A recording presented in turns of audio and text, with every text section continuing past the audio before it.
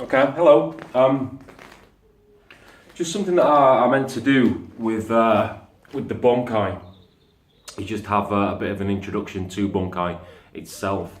Um, some of the Bunkais that we have filmed or filming, they're not they're not set in stone as the only Bunkai. These are just ideas and concepts that have come to my mind for a student to better understand how their kata, how their techniques work. So whenever you're doing bunkai, bunkai itself means to break down. So whenever you're breaking something down, you have to think about all the elements. The elements of generally when you're thinking about karate, or I would always think from the ground upwards. So think about the stance that you're in. Think about the hip placement. Are your hips off on a 45-degree angle? Are they square to your attacker, etc. Think about what the arms are doing in regards to strikes and blocks.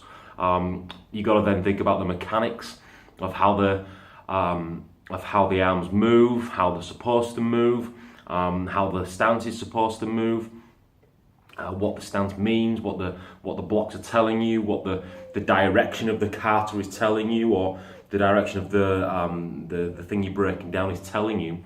So within kata, I'll just talk about kata mainly, but within kata, just because in the kata you are going forwards, and then, for example, attacking one way but then changing in another direction, that doesn't mean to say that you have to change direction.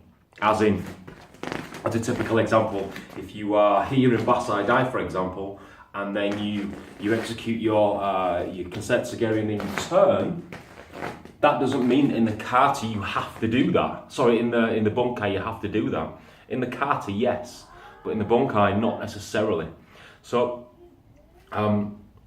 just because you may be traveling in different directions in kata, that doesn't mean to say that the bunkai or the breaking down of that means that you have to do that.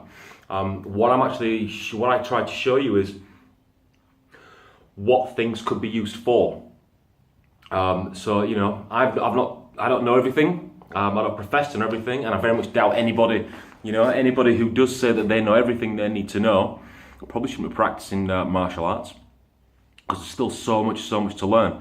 But when you are breaking something down, when you are going through bunkai, just think that all is not what it seems. Okay, so a block can be a strike can be a block. So your offense can be your defense, and vice versa. Traveling one way in kata doesn't necessarily mean to say that you have to switch directions. It might mean that you switch legs. It might mean that there's another attacker. So just because you think that if you're going one way in kata and then you change direction to go the other way, that it's another attacker. It could be, but it might not be. Just whenever you're doing bunkai, try not to think too much inside the box.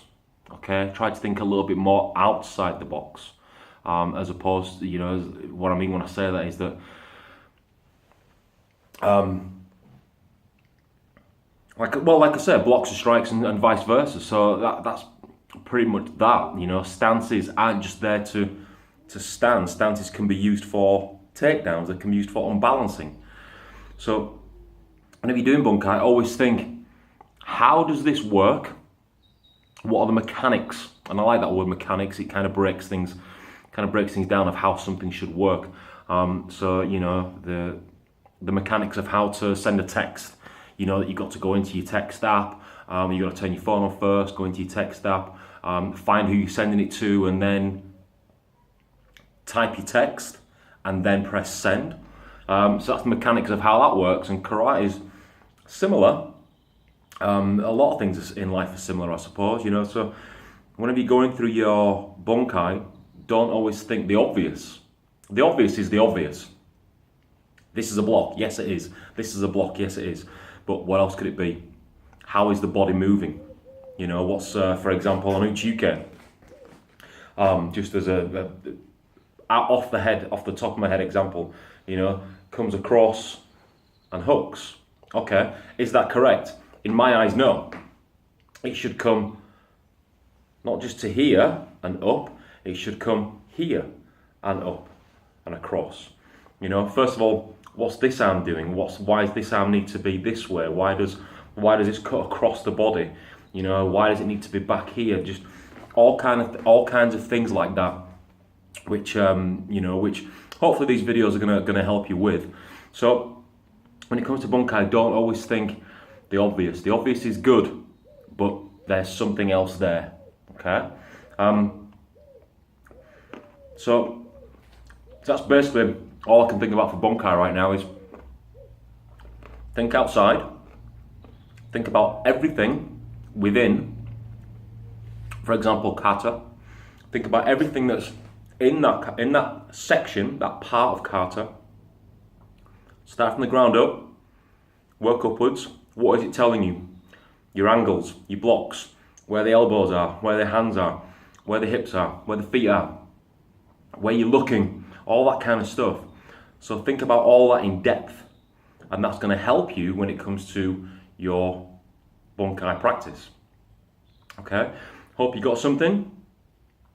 This will be in the Bunkai section, and I hope just this little bit of insight helps. Again, these are only my views. They're not gospel. They're not, you know, from the ancient times. They're just basically my views on my training, and also on what I pass on to students as well. Okay. I hope you're enjoying the videos. If you are, just, you know, let us know. Let us know with the thumbs up. Let us know with the thumbs down.